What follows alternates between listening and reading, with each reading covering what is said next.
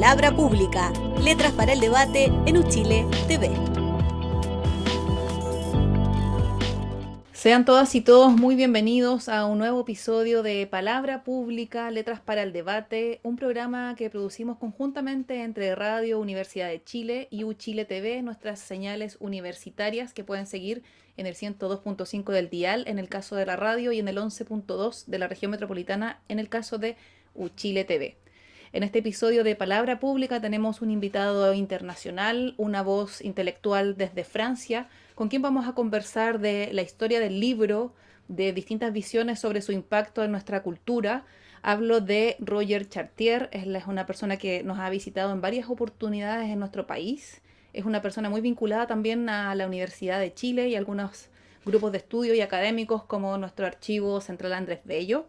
Y bueno, también, ¿por qué no mencionar? Él es doctor honoris causa de la Universidad de Chile. Les cuento un poco más del profesor Chartier. Él es historiador del libro y la lectura y de la noción de autor, de la edición, de la historia de la imprenta, de la traducción y la circulación de textos. Roger Chartier es conocido como el más importante representante de la cuarta generación de la Escuela de los Anales, influyente corriente de la historiografía, que empezó a estudiar la historia desde otras perspectivas, una historia desde abajo, desde los hechos cotidianos, desde las mentalidades y desde la producción cultural. Chartier es uno de los investigadores franceses más reconocidos en el ámbito de la historia de la cultura, la escritura y el libro como fenómeno sociocultural. También es autor de obras como El mundo como representación, El orden de los libros, Historia de la lectura en el mundo occidental y Las revoluciones de la cultura escrita. Profesor Chartier, muy bienvenido a Palabra Pública, Letras para el Debate. Muchas gracias por la invitación. Profesor, comenzamos para esta entrevista. Usted es parte de la cuarta generación de la Escuela de los Anales, una corriente historiográfica que nació en Francia y que cambió radicalmente la forma de pensar la historia. ¿Qué significó esta escuela, este paradigma, esta mirada para la forma en que hoy se entiende y se escribe la historia? Sí, hoy en día los anales son esencialmente una revista y también una herencia de los trabajos de historiadores como Lucien Febvre, Marc Bloch, Fernand Braudel, o más próximos de nosotros, Georges Duby, Jacques Le Goff. Y es dentro de esta herencia que he ubicado mi propia investigación, dedicado, como usted recordaba, a la historia de la cultura escrita. Y en los años 70, cuando empecé este tipo de investigación, había como la idea que tal vez será necesario de aproximarse del mundo del libro a partir de la historia social, de los que lo producen, lo venden o los leen, y a partir de una historia más cuantitativa, económica, de las coyunturas de la producción o de la geografía de la difusión. Y es a partir de esta herencia que se podía operar un doble desplazamiento, no solamente los libros, pero los textos que los libros transmiten, y de ahí necesariamente un encuentro con la crítica literaria o con la filología, y también un interés para las prácticas mismas de los lectores, y de ahí necesariamente un encuentro con la sociología. Se ve que la historia no podía mantenerse cerrada sobre sí misma y no tampoco en relación con otras perspectivas que nacieron tanto en el mundo inglés o americano de la bibliografía transformada en una sociología de los textos, o bien una idea de la cultura escrita en su totalidad, tal como los colegas italianos que eran historiadores de la escritura, que han concebido el proyecto de una historia global de la cultura escrita. Es la razón por la cual tengo que matizar la idea de cuarta generación de los anales. Hoy en día, las tradiciones historiográficas nacionales se han por parte borrada en favor de terreno de investigación compartido por varias tradiciones tanto nacionales como intelectuales o metodológicas. Se podría decir la misma cosa, por ejemplo, con la historia de los imperios o las historias conectadas, que son la forma dominante de la historia global. Debemos respetar las herencias y también considerar que hoy en día no se puede escribir historia sin este entrecruzamiento entre tradiciones que fueron en el pasado separadas. Profesor Chartier, para contextualizar a nuestra audiencia, a nuestro público de palabra pública, ¿de qué año, de qué década estamos hablando en la cual se instala esta nueva visión o esta perspectiva que usted dice que tiene herencias? ¿En qué contexto, en qué época, en qué año?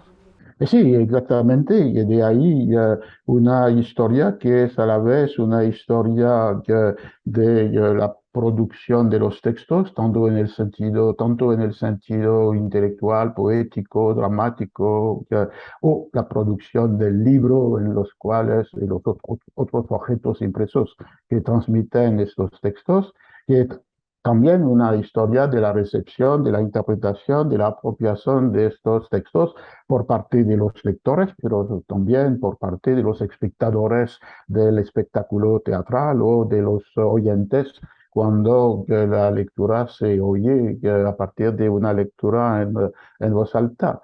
Entonces, esta articulación entre una historia de los textos y una historia de las lecturas han definido un proyecto de, como lo decía, compartido.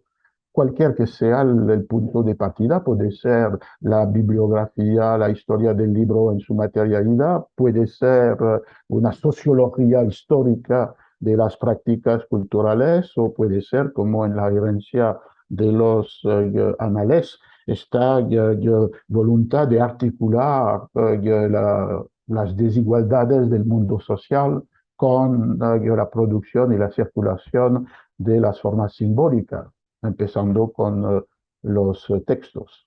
Profesor, la escuela de los anales, la que usted nos describe ahora, nos enseñó que para estudiar la historia cultural se podrían ocupar las mismas herramientas que se usan en la historia económica o social. ¿Cómo empieza a interesarse esta mirada historiográfica en la historia del libro y cómo reaccionan los estudiosos de la literatura cuando vieron a historiadores como usted adentrándose en el terreno de lo literario?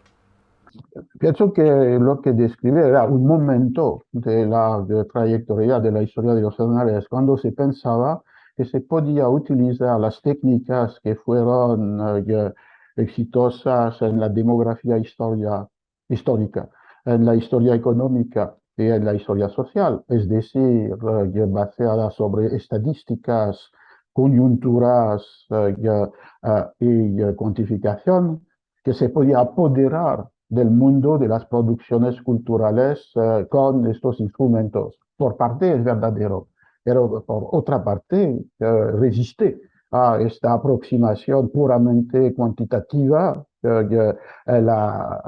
la cultura escrita misma. Y se debe plantear cuestionarios que no se pueden tratar con las estadísticas, que son el análisis del contenido textual de las obras o que son la descripción de las prácticas de interpretación.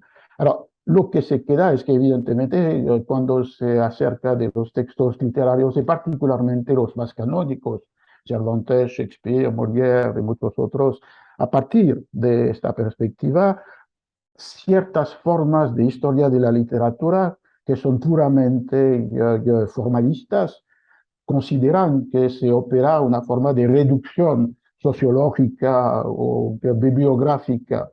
No lo pienso, pienso que justamente la aproximación histórica permite ubicar los textos en sus condiciones de posibilidad y al mismo tiempo permite de seguir al correr de los siglos las formas de su interpretación, apropiación, producción del sentido.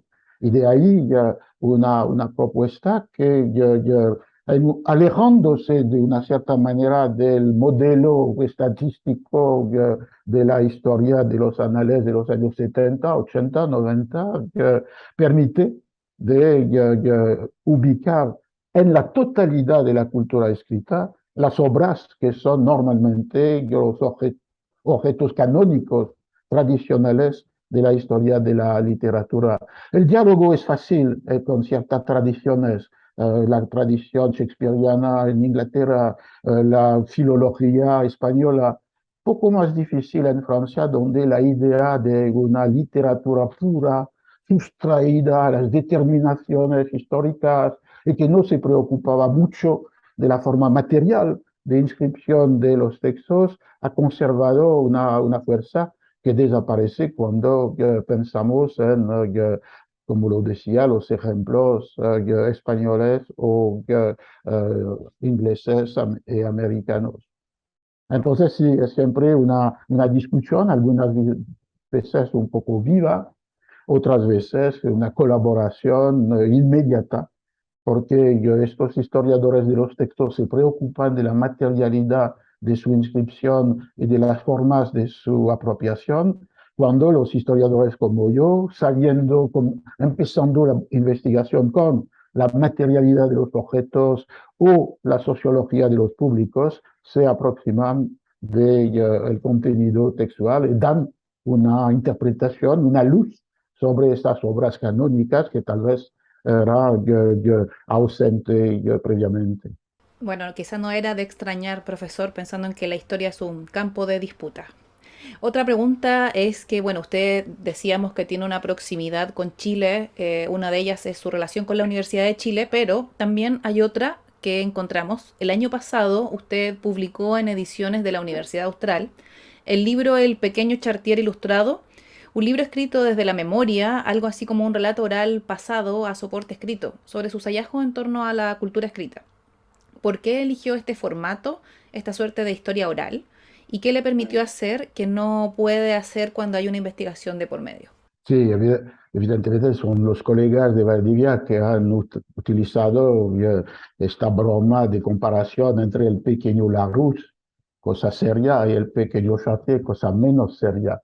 Pero la idea era de organizar un libro de una manera un poco original, no solamente una recopilación de artículos o de ensayos, pero de utilizar con una orden alfabética, como en los diccionarios, una inmensa conversación con los dos colegas y yo mismo, producir un libro original y particularmente porque estaba magníficamente ilustrado por un artista de Valdivia. Alors, la idea finalmente era demostrar la relación o la diferencia entre la oralidad, porque todo nació con una serie de intercambios orales, de conversaciones, y lo escrito. En este caso, que era la figura de la transcripción. ¿Cómo pasamos de la lógica propia de la oralidad a un texto impreso, un texto transcrito, y que necesariamente debe corregir la oralidad, porque cuando hablamos no respetamos las reglas de la gramática, pero al mismo tiempo que debía conservar algo de las improvisaciones, interrupciones, dinámica de la palabra oral. Y pienso que gracias a los colegas que han editado este libro, hemos respetado esto, un libro que respeta las reglas de la gramática y al mismo tiempo que conlleva algo de la palabra viva. Y lo que permite también en el libro mismo de considerar la otra relación entre la oralidad y lo escrito, no la relación de transcripción de lo que fue hablado, sino la relación de la transmisión oral de lo que fue escrito, porque hay un artículo sobre voz en el diccionario que se dedica al análisis de las varias formas de transmisión oral de un texto escrito, la representación teatral, el discurso político, académico o la lectura en voz alta, que era muy frecuente en la primera edad moderna y que hemos visto volver en el tiempo contemporáneo cuando en las librerías o en las bibliotecas algunos autores, como los autores del 16 o del 17, leen en voz alta fragmentos de su obra escrita. Entonces, la dialéctica entre un libro que es una transcripción de la palabra viva y un libro en el cual se discute la transmisión oral de la cultura escrita, era la idea y parece que fue bien recibido. Hay la edición chilena, va a salir una edición en Argentina en las próximas semanas y pienso que el libro va a existir también en otras partes del mundo. Muy bienvenido material, especialmente para nosotras y los periodistas que convivimos con esta doble misión de traducir o de plasmar el lenguaje oral en ciertos formatos, particularmente como la crónica periodística, por darle un ejemplo. Profesor, el papel es la materia prima sobre la que reposa la memoria de un país y una nación, y a su vez es el soporte en que históricamente hemos dialogado con las generaciones pasadas. Es imposible no preguntarse entonces cómo será en el futuro ese diálogo con los antepasados en un mundo cada vez más desmaterializado, más digital. ¿Qué visión tiene sobre este tema? En primer lugar, usted tiene razón, el papel, anteriormente el pergamino, que fueron los soportes esenciales para mantener en el presente el pasado. A través de los archivos, a través de las bibliotecas, y al lado del patrimonio monumental o de los descubrimientos arqueológicos. La memoria de papel o los papeles de la memoria son los instrumentos esenciales para mantener nuestra relación con el pasado.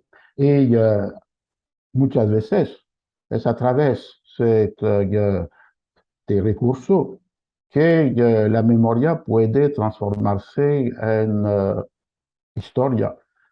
Siempre yo pienso al Museo de la Memoria en Santiago de Chile, que es de hecho un museo de la historia a través de las huellas que se han conservado de las memorias del momento trágico de la dictadura.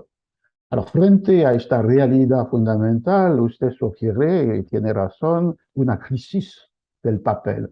En el sentido inmediato de la palabra, que en este otoño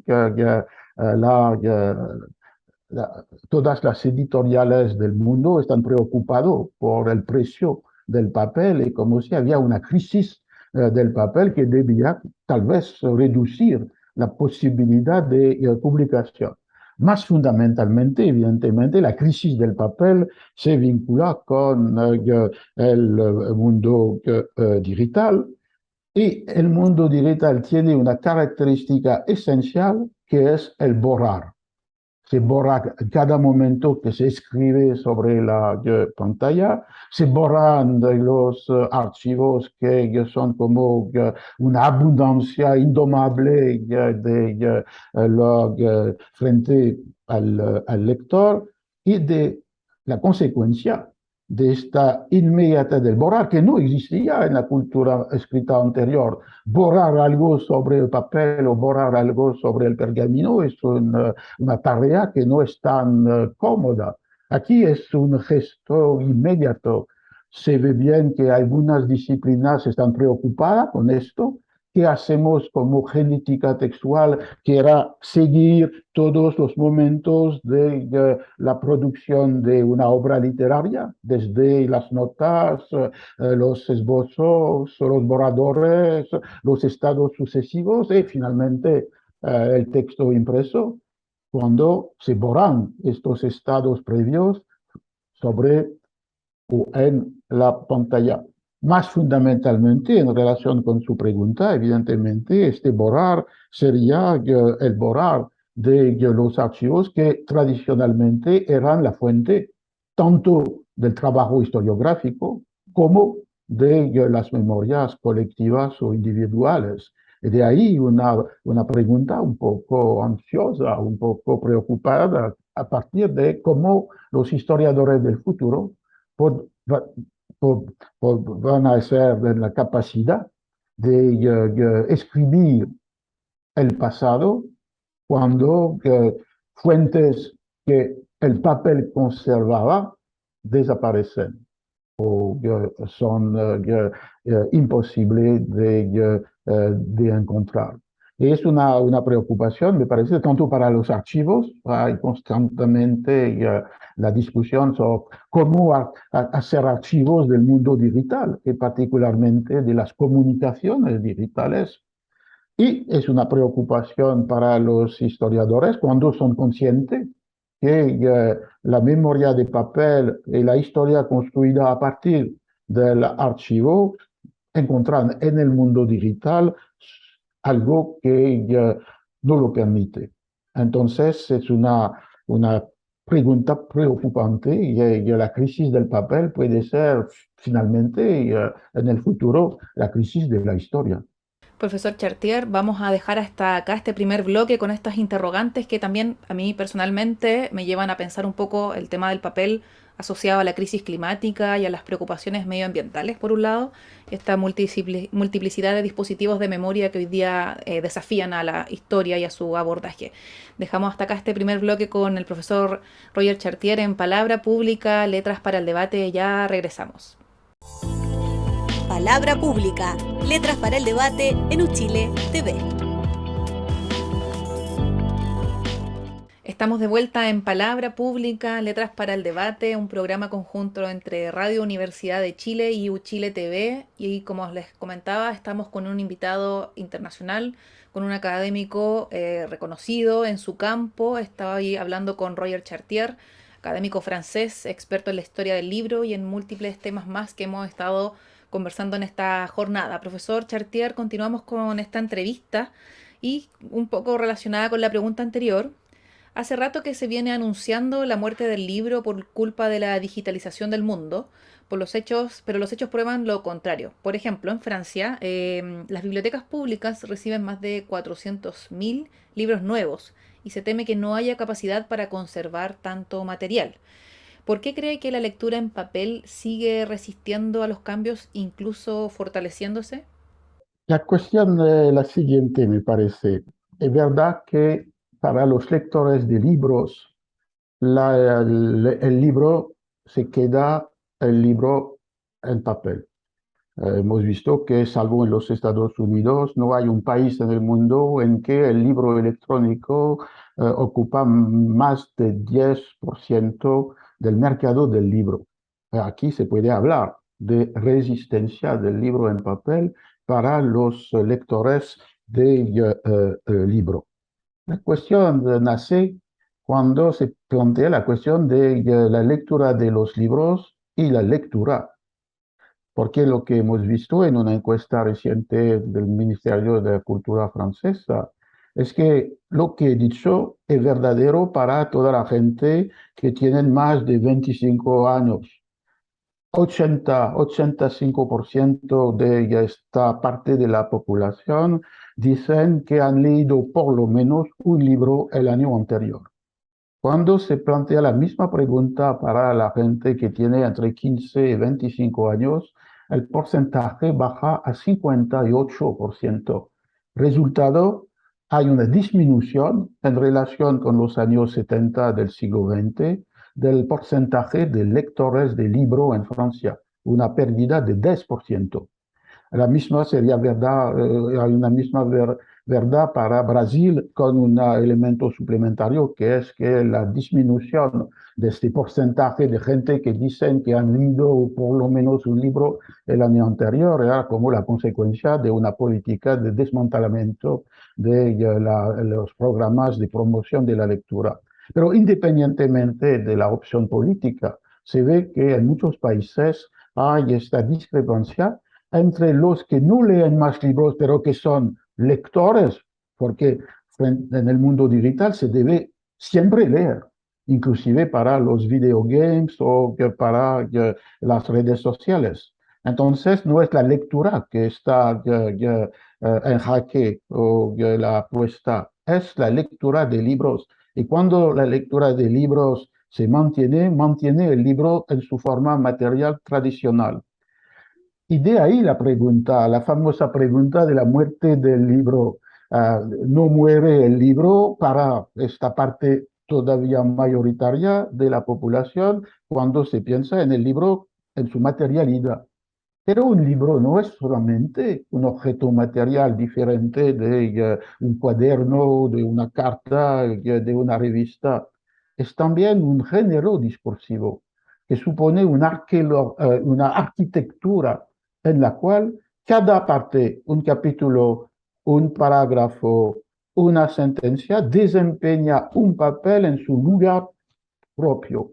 Y la lectura digital se aleja de esta arquitectura que constituye el libro, no solamente porque la privilegia las formas breves de la información o de las redes sociales, no solamente porque los lectores más jóvenes se alejan de la lectura del libro impreso, pero porque en el mundo digital desaparece esta percepción necesaria o buscada del libro como arquitectura textual.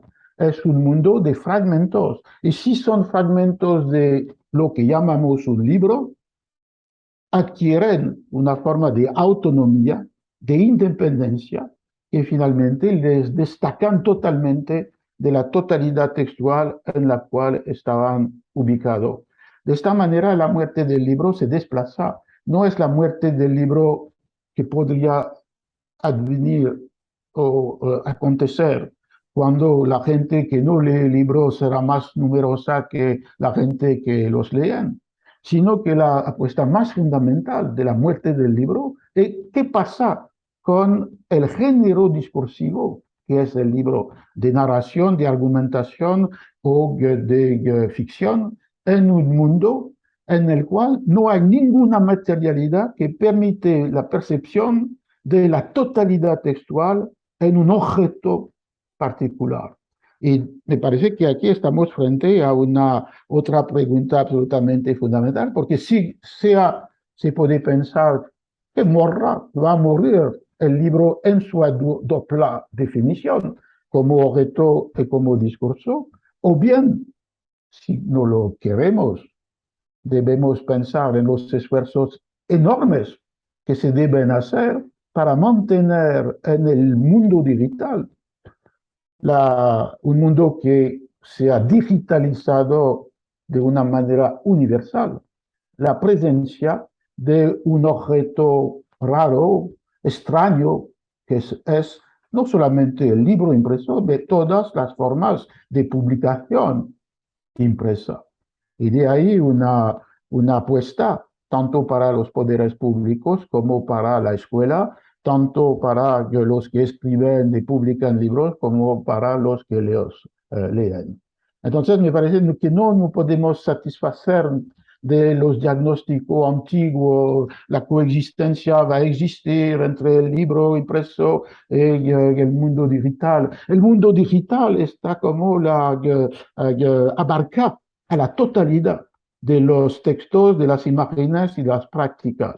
Como en esta unificación digital del universo se puede mantener la presencia de objetos que son diferentes, que pertenecen a la cultura heredada, tanto manuscrita como impresa. Es también una otra pregunta que me parece fundamental y preocupante. Profesor Chartier, hablando de otras miradas sobre el libro, en países latinoamericanos y en Chile en particular, la lectura se ofrece como una promesa para mejorar las condiciones de vida. Hay investigadores que son críticos con esta idea de que el libro da acceso supuestamente a un pensamiento más elevado y em, en parte porque dota a la lectura de una suerte de poder mágico y quizás civilizatorio, si queremos decir. Y no se ponen atención en qué se lee, es decir, al contenido. ¿Por qué cree que pasa esta distinción? Ya, sí, de nuevo, eh, el verbo leer, la palabra lectura, que deben estar desconstruidos, en el sentido de que en el mundo contemporáneo, como decía, hay una omnipresencia de la lectura y también una forma de alfabetización digital cada día más universal. De esta manera, el leer como tal es una realidad. La dificultad es que hay varias modalidades del leer. Y en el mundo digital, la norma o la manera de pensar, plasmar las lecturas se radica o se vincula con las lecturas más numerosas, que son las lecturas que las informaciones o las redes sociales imponen. Todos los estudios sociológicos muestran que este tipo de lectura es una lectura impaciente, una lectura discontinua, una lectura fragmentada y que fragmenta, y sobre todo una lectura que cuando es lectura de las redes sociales o de las fuentes de información o desinformación recibido por los lectores, es una lectura que no se preocupa de los criterios de validación y que recibe como verdad lo que se lee en la comunidad de una red social o de un grupo de discusión. Esto es la lectura que podría imponer como norma de lectura la omnipresencia y la generalización del mundo digital, que se opone a otra lectura que tal vez usted mencionaba implícitamente en su pregunta, y que era la lectura lenta, crítica, frente a los textos manuscritos o los textos impresos. En este caso, cada enunciado se podía controlar, validar, recibir por la comparación con otros enunciados, salir del enunciado, la información, la afirmación, para medir su veracidad, su verdad, su carácter de conocimiento. Cuando la primera lectura se ubica y se queda dentro del vehículo de la transmisión de los enunciados, con una idea finalmente de una confianza en la verdad de un enunciado porque se encuentra compartido por todos los que comparten el mismo grupo de discusión o la misma red de comunicación. Es un otro desafío absolutamente fundamental, de mostrar esta diferencia entre la lectura esperada y practicada en el mundo digital en su forma dominante y la lectura que tal vez pensamos necesaria para la construcción de una relación crítica, incrédula, con los enunciados cualesquiera que sean. Y esto también es segunda apuesta fundamental, lo que debe conducir a mostrar la diferencia entre estos dos tipos de lectura y como consecuencia mantener esta lectura que no está plasmada para la lectura digital y que sería como mantener algo de una lectura que se piensa como un ejercicio crítico, que es la condición de formación del ciudadano. Abrir las posibilidades, quizá comprender la lectura como un espacio de ocio, de placer y de apertura de posibilidades. Profesor, hace poco usted publicó el libro Lectura y Pandemia. Durante la pandemia en Chile, las librerías fueron obligadas a cerrar, porque se decía que no vendían bienes de primera necesidad, pero por la presión de los lectores y libreros se les permitió abrir finalmente. ¿Qué podemos sacar en blanco o qué lecciones podemos sacar de la pandemia en relación a la lectura y la relación que tenemos con ella en el mundo actual? Evidentemente, la pandemia aceleró, da una forma exacerbada a lo que estaba yo discutiendo, porque en este caso no era solamente la preferencia para la lectura digital, sino la necesidad de la lectura digital cuando no se podía comprar libros en las librerías y tampoco ir en la biblioteca. Y para todos los que no tenían una biblioteca personal o bien que la había leído totalmente, el único recurso para la práctica de lectura y también el ámbito de la educación online era leer frente a la pantalla.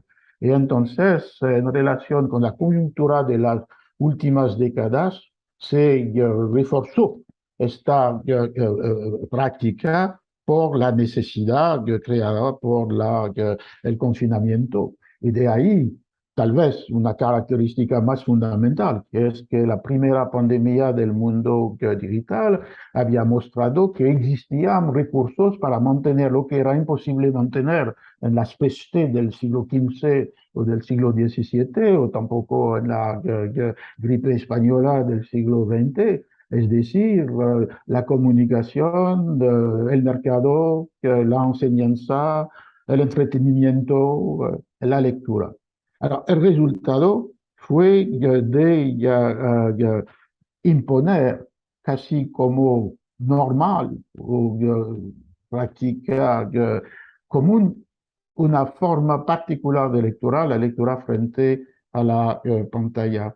Y de ahí la necesidad de reforzar la demostración de que son las lecturas digitales, cualesquiera que sean, o la lectura de un texto manuscrito o impreso, son fundamentalmente diferentes. Me parece que el peligro más esencial hoy en día es la idea espontánea de una equivalencia. ¿Por qué ir a una librería si se puede comprar con Amazon? ¿Por qué ir en una biblioteca si el texto que se quiere leer existe en una forma digital? ¿Por qué ir en una aula de una escuela o de una universidad si existe una enseñanza online?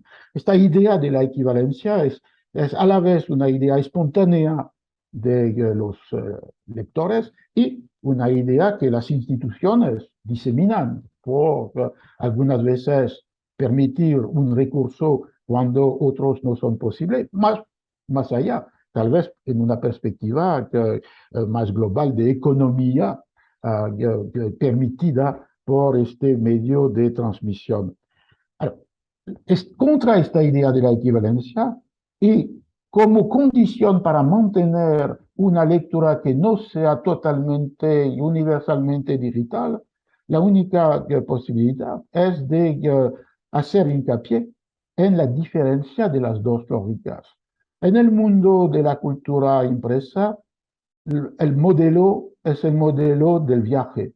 Se viaja entre espacios, entre los espacios de la librería, entre las estanterías de la biblioteca, entre los artículos de la misma página de un diario, entre los capítulos de un libro. Siempre hay la idea de el lector como viajero, cuando en la lógica digital es un orden analítico, temático, algorítmico que se impone a la práctica de apropiación.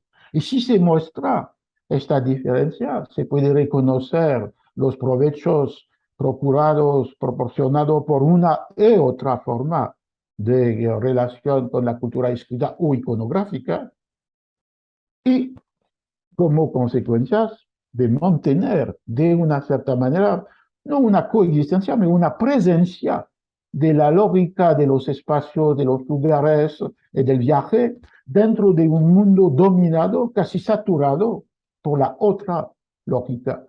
La consecuencia es que es una responsabilidad tanto de las instituciones demostrar esto y un papel importante de la escuela. Siempre he pensado que el mundo digital debe ser una materia de la enseñanza, no solamente una técnica de la educación, sino una materia en la que se estudia como tal y con sus provechos y peligros.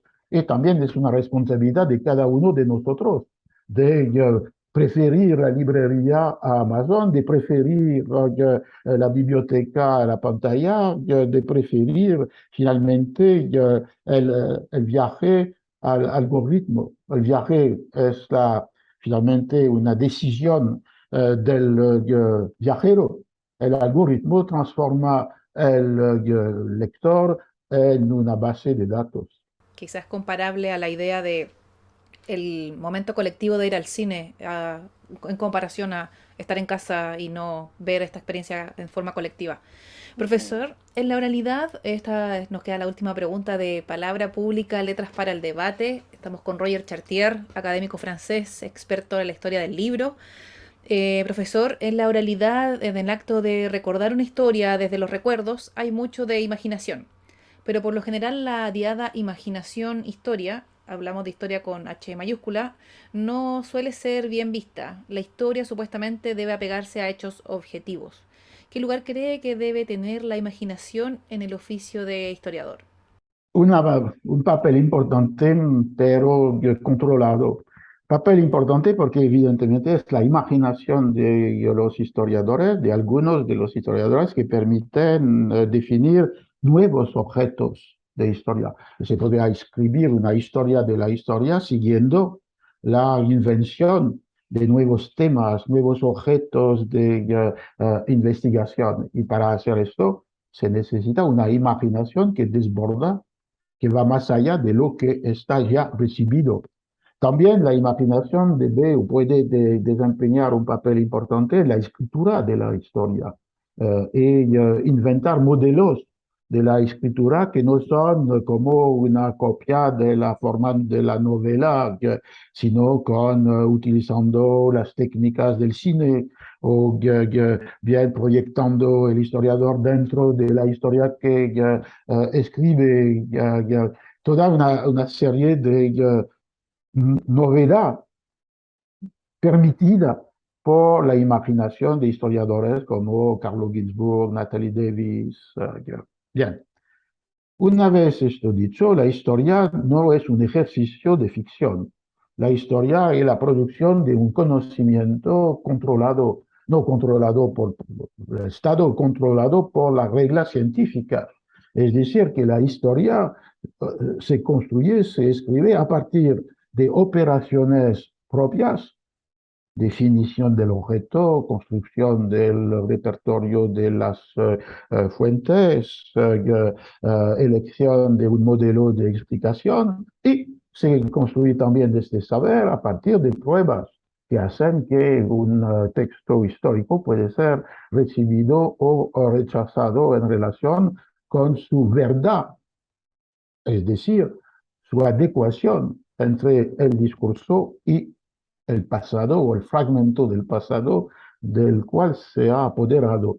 Entonces, para mí, pero también para Carlo Ginzburg o para inclusive Michel de Certeau, que dedicó un libro a la escritura de la historia es conocimiento, es saber, es científica en este sentido. Siempre fue importante, me parece que está aún más importante hoy en día, en un mundo en el cual, con o sin el aparato digital, se han multiplicado las falsificaciones de la historia.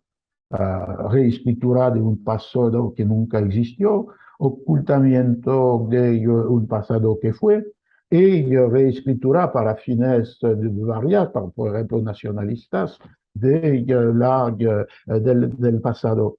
Reafirmar con fuerza el estatuto de conocimiento comprobado de la historia es una necesidad absoluta, inclusive si se considera, como usted lo hacía, que la imaginación desempeña un papel, pero un papel que es diferente de la imaginación de un novelista, por ejemplo, de un director de cine que no se siente vinculado con la idea de una adecuación con algo que fue.